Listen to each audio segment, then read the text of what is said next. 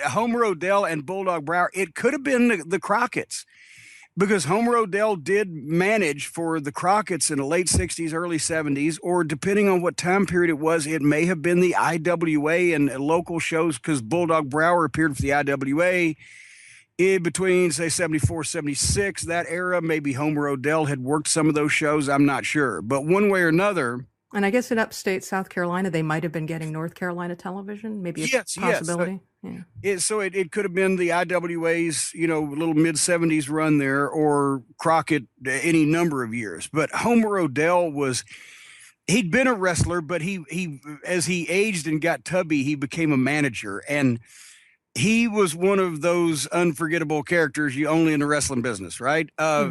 They arrested him one time in one of his runs in the Carolinas because he was a big Nazi war memorabilia freak, apparently. And I'll tell you how I know a little of this firsthand in a second. But he had the helmets and apparently guns and rifles and swords and just whatever the fuck. And he also at various points in his career liked to take a drink. So he got arrested for shooting at what he believed to be enemy submarines in a lake in the area. And that was one time. So, what do you have to be drinking for that particular hallucination to happen? And he had done an angle that me and Star Maker, if we, have him on the program again, we'll talk about that if we have him on the program. But he had done an angle on Memphis TV where he was managing Brute Bernard and the Angel, Frank Morrell. And Armand Hussein and Plowboy Frazier and the Babyfaces dumped a bucket of yellow paint over his head, and he's covered on, live Memphis wrestling in the studio. He's covered in yellow paint and screaming at Brute Bernard and the Angel because they didn't help him. And Brute Bernard's freaking out like he's a tard. He doesn't know what the fuck's going on. And the Angel's fucking hooping and hollering with his claw hand, doesn't know what to fucking do. And it was just hilarious, right? So I knew all these things about Homer Odell, and I know he had sometimes some issues with promoters. Claw hand? I have questions about claw hand. Well, he wore a glove, the black glove, because he was the master of the Iron Claw. And Oh, okay. No, Frank had all of his fucking appendages, but especially, some of them were really nice, according to what the rats used to say. But anyway. So when I went to Georgia in the summer of '83, Bill Dundee was booking and took a crew down to work for Ole to do the local Georgia towns. While they were concentrating on West Virginia and Ohio and Michigan, their big northern tours in the Omni off TBS, we were going to Chattanooga and Knoxville and Macon and Columbus and Augusta and those little towns like that, right? That used to do big business, but now we're on their ass because they've been neglecting them. So anyway, we move into the Falcon's Rest, which was this building. It was a converted old, like 50s hotel near the airport in Atlanta. I shudder to think what the fucking neighborhood would be like today, because I know what it was like in 1983. But this woman named T. Bell ran the Falcon's Rest. She'd converted it into apartments. They didn't have, basically anything but a kitchen, a bedroom, and a table. That's, what you got. But she'd lease them by the week. So wrestlers went with no, lease, wrestlers would live there, and it was cheap and easy, blah, blah, blah. And when we moved down there, I'm supposed to be the big top manager of this fucking outfit, managing the Angel, Frank Morrell, and Norman Frederick Charles, the Royal Kangaroo, and Carl Fergie, Jerry Lawler's cousin, and the bounty hunter, Jerry Novak. And I promise there's a point to this story in a minute. And I move into the Falcon's Rest with a bunch of these guys and find out Homer Odell's living there.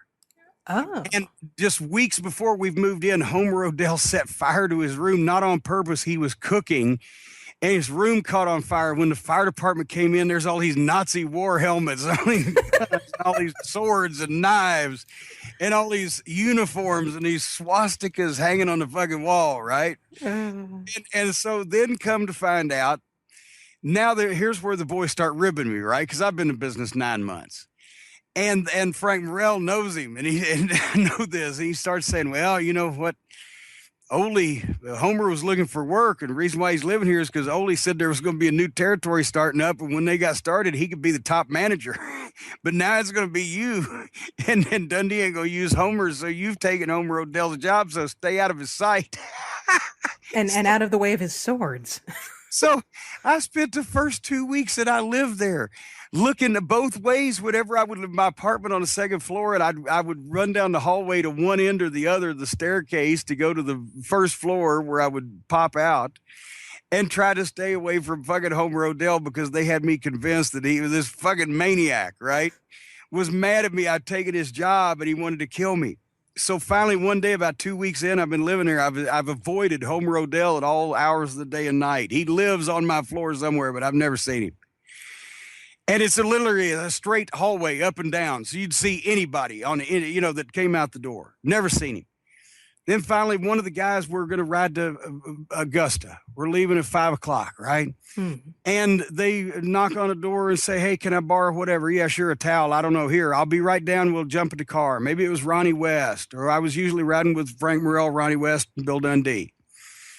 But anyway, I closed the door, and right as I go to grab my bag up, there's a knock on the door. I think Ronnie's forgot the fucking thing. And I open the door, and I'm face to face with General Homer Odell. And he looks at me and he's got his hand out and he says, say, do you have any sugar I can borrow? He was cooking again against T-Bell's orders. He was cooking again, but it was a fucking rib. The boys had ribbed me. He was promised. Ole promised him. But when he found out the new crew was coming in, he wasn't mad at me. He knew it wasn't my fucking fault, right? I'd been avoiding this fucking guy and then I never saw him again. I think he moved out the week after that. But the only time I ever saw him, he asked me for fucking sugar. He was cooking again. Apparently, he didn't leave the fucking house much. Well, there's so much Nazi memorabilia to surround himself with. Why would you ever leave home? I was petrified. They would tell stories of Homer Odell, and so I was petrified. Oh, goodness. What was he actually legitimately tough, or just a goof guy? No, he was crazy. He was legitimately insane and prone to drinking. Oh, Jesus. It's not that he was a mean person all the time, but fucking balanced is what the problem may be. It would, whether it be submarines in the fucking lake or, a fascination with fucking Nazi Germany. We're not sure what was going on with Homer. The point is he was unpredictable, I believe would be the fucking description. Oh, goodness. You weren't sure with Homer.